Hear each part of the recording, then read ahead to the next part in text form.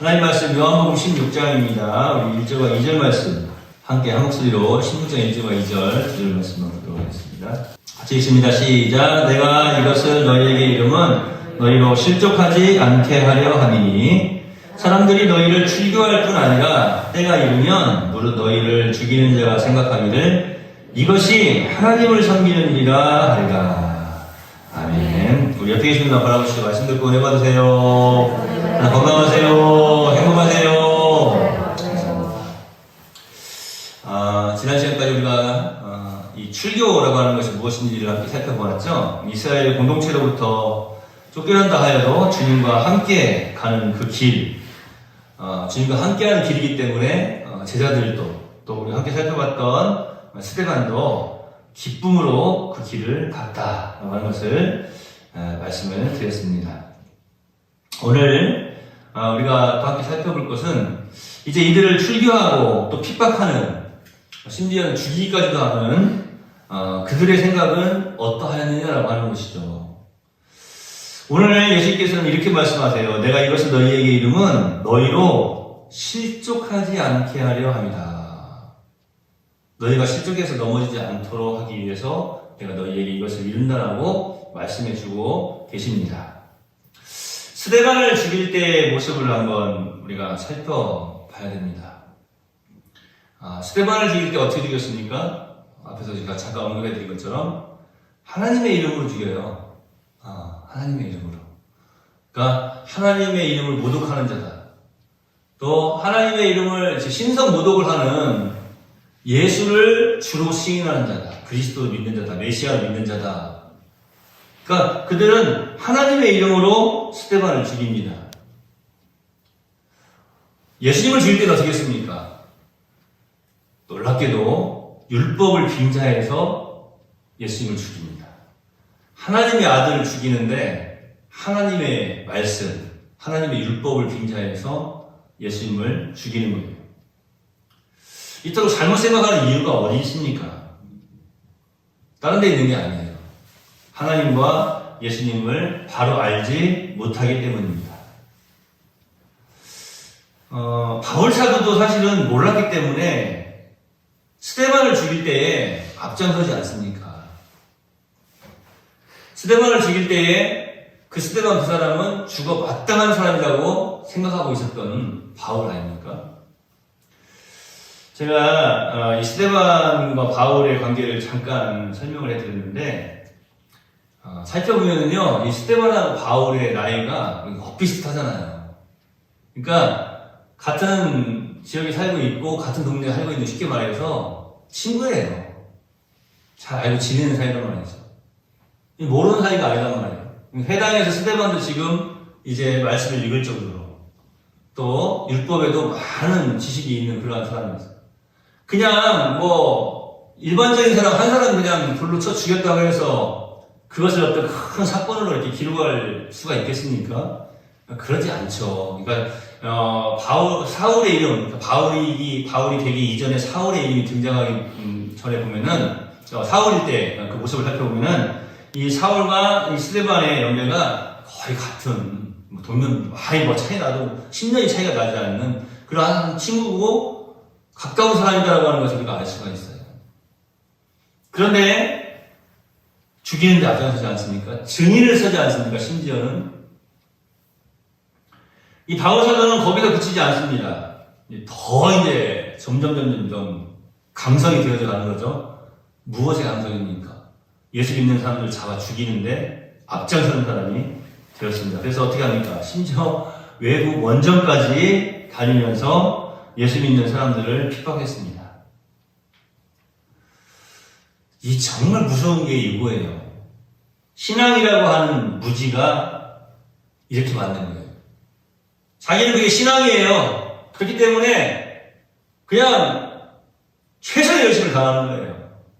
예수 믿는 사람들 많이 잡아 죽이면 죽일수록 내가 하나님께 사랑받는다라고 생각하고 있지 않습니까? 하나님을 섬기는 예라 하리라. 오늘 말씀에 보면 그런 말씀이 있는데 이제 일반 우리 교인들의 입장에서 보면 이것은 어떤 의미인가 하면은 이 땅에 혼돈의 시대가 온다라고 하는 것을 의미하고 있는 것입니다. 그러니까 신앙에 관한 이 정체성이 자꾸 흔들리는 그런 시대가 온다라고 합니다. 하나님을 섬기는 예가 여기 있다. 도대체 무엇이 옳은지, 어떻게 하나님을 잘 섬기는 것인지, 아니 어떻게 해야 내가 살아가야 하나님께서 기뻐하시는 삶을 살게 되는 것인지, 그것을 혼돈하게 된다라고 하는 거예요.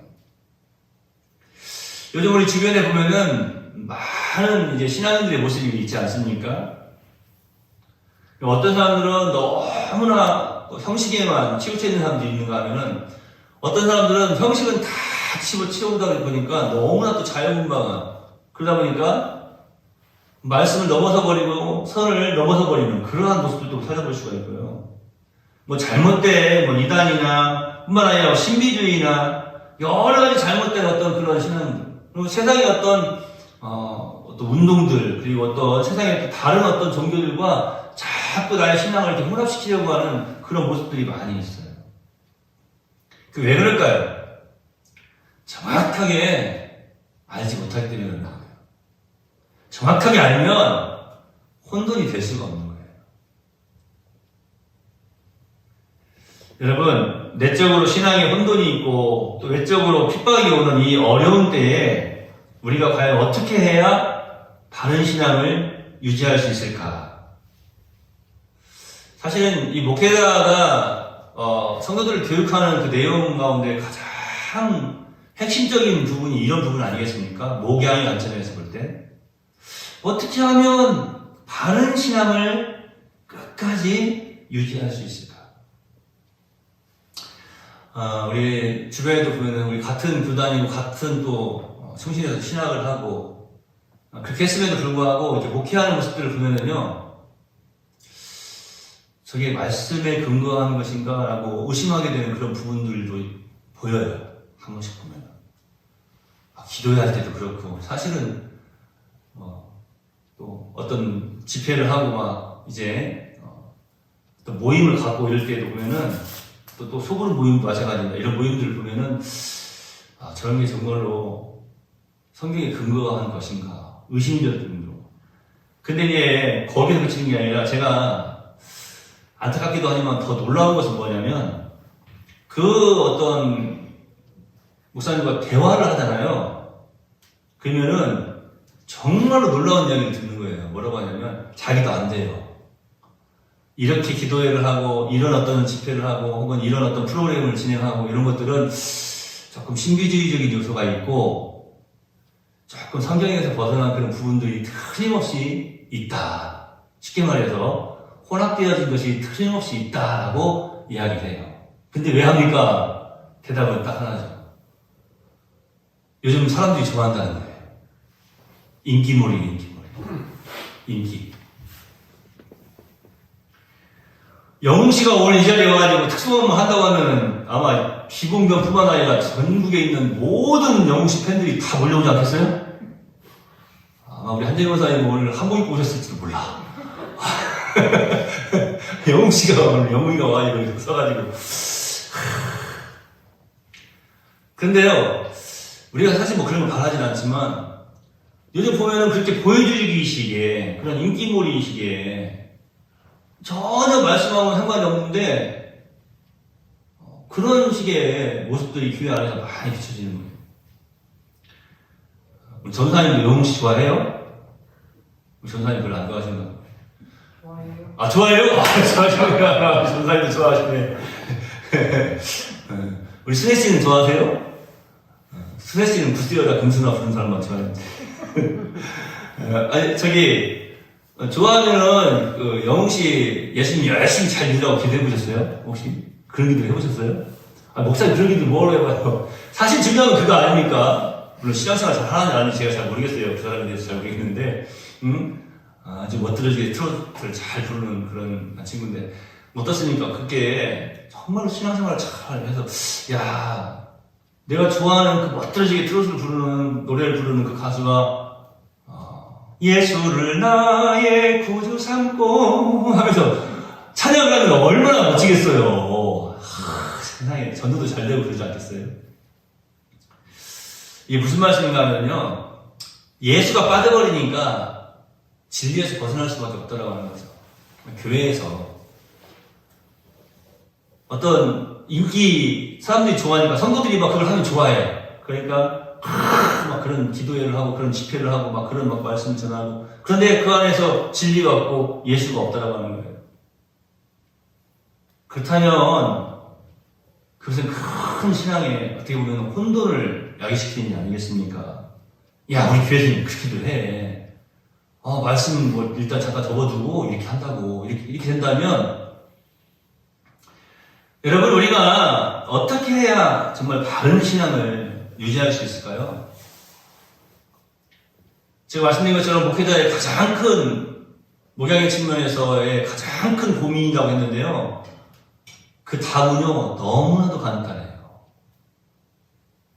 그러니까 사실은 이거 복잡하게 생각할 것이 없어요. 어떻게 하면 바른 신앙을 유지할 수 있을까? 그것은 오직 성령님이십니다. 우리가 그래서 성령 하나님을 의지한다고 하는 건 굉장히 중요한 거예요. 성령 하나님께서 우리를 이끌어 주시는 것이죠. 바른 신앙의 길을 갈 수 있도록.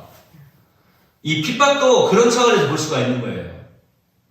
성령이 너희와 하여금 핍박을 이기게 하고 그 혼돈에서 바른 신앙을 찾도록 해준다. 이것이 이 요한복음 16장을 통해서 지금 주님께서 우리에게 말씀해 주고 계시는 것입니다.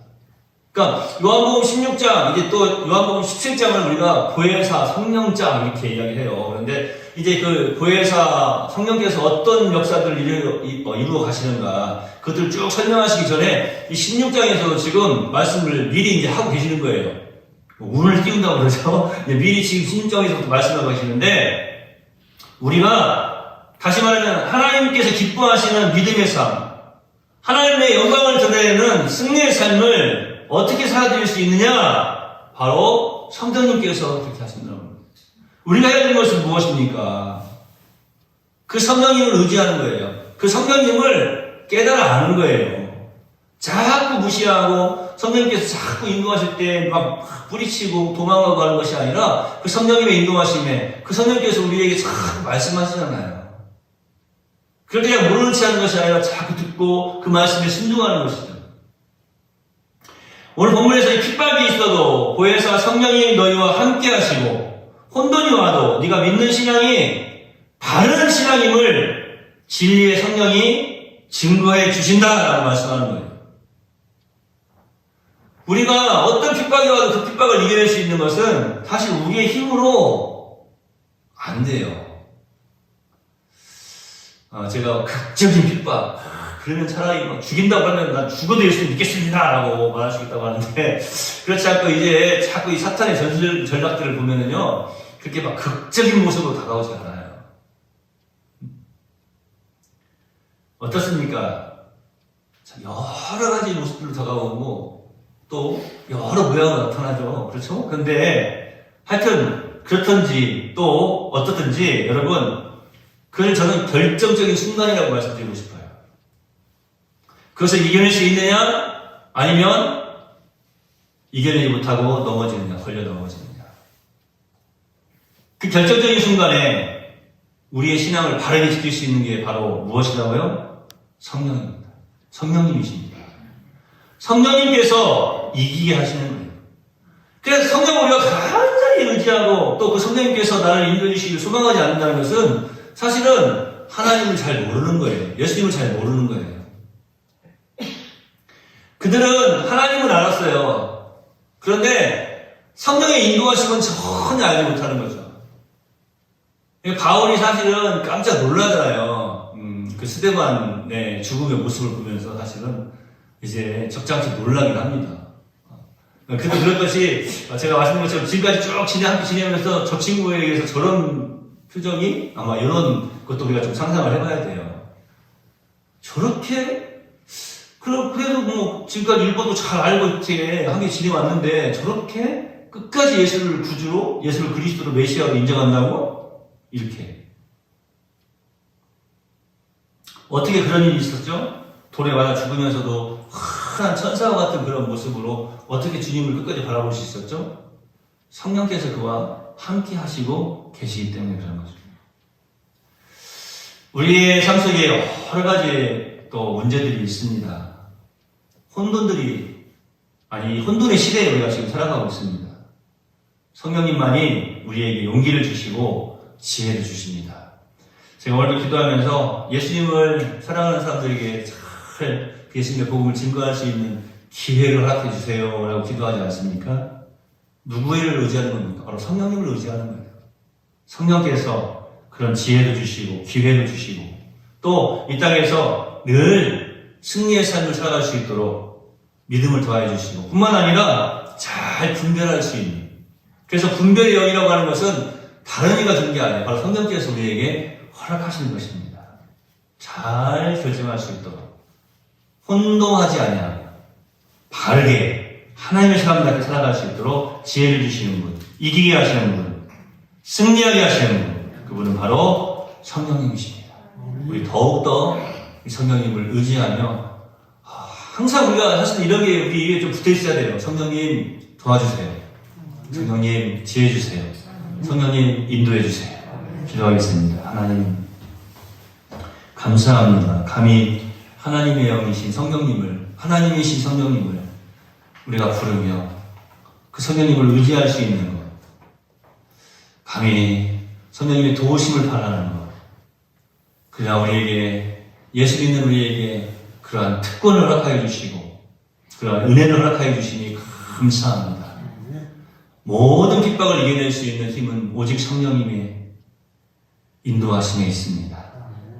이 혼돈의 시대에 악하고 더러운 것들을 선택하지 아니하고 하나님의 영광을 선택할 수 있는 것도 바로 성령님의 인도하심에 있습니다. 날마다 우리 내월 모든 성도들이 더욱더 성령님을 간절히 사모하는 귀한 신앙인들이 다 되게 해 주시옵소서. 어두운 밤길 돌아가는 발걸음도 지혜로 지켜주시기를 소망하오며 예수님의 이름으로 거룩하신 아버지 하나님께 기도하옵나이다. 아멘. 하늘에 계신 우리 아버지여, 이름이 거룩히 여김을 받으시오며 나라의 임하옵시며 뜻이 하늘에서 이룬 것 같이 땅에서도 이루어지이다.